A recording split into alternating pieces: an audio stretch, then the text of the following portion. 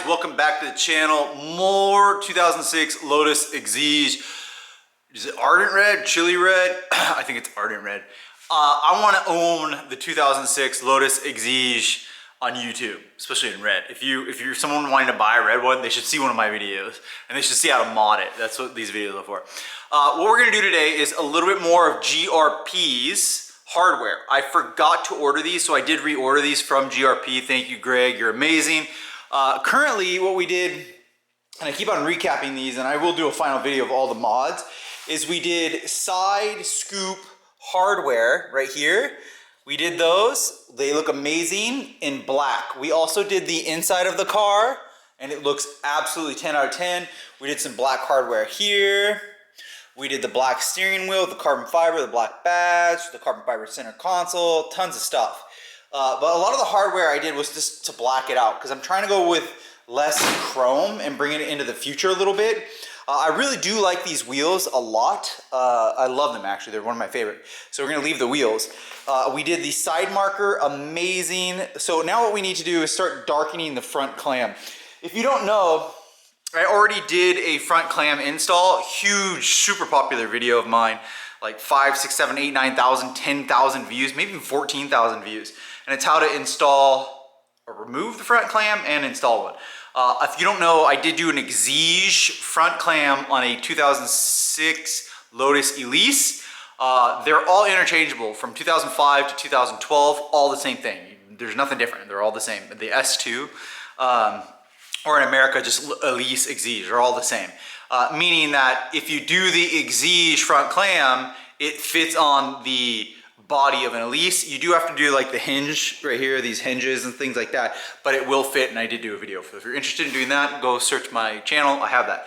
But what we're doing is, and I don't think I ever did this on my other one actually, is we're gonna put the, we call them axis panels up here. I have chrome hardware, which I'm so excited because when I look at the car, all I do is look at the chrome hardware.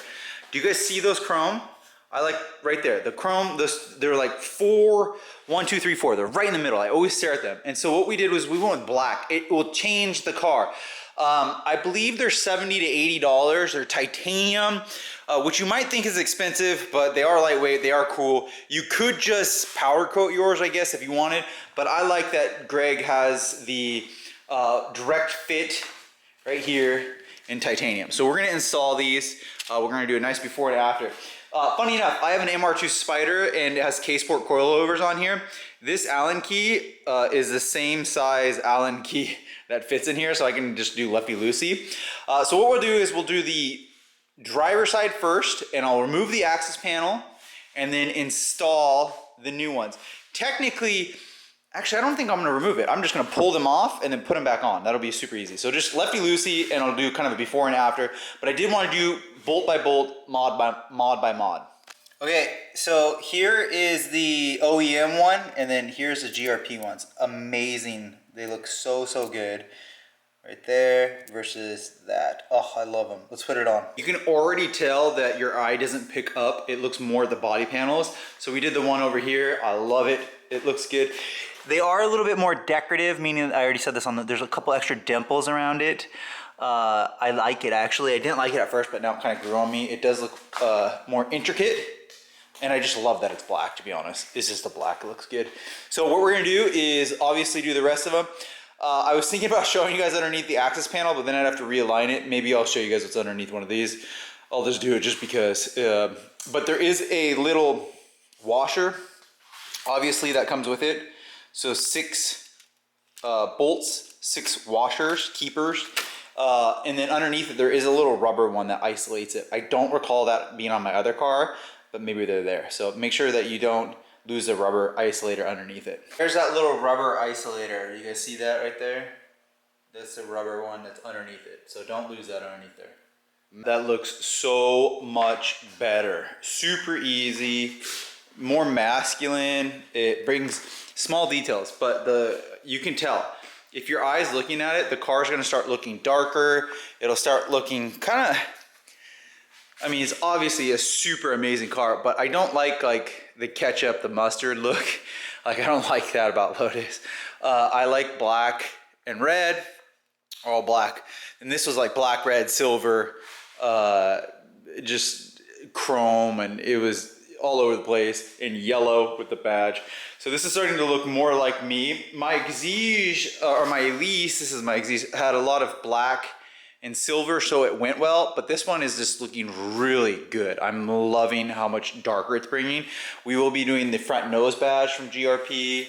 I'm very excited. So let's finish those other bolts, and then we'll have a before and after.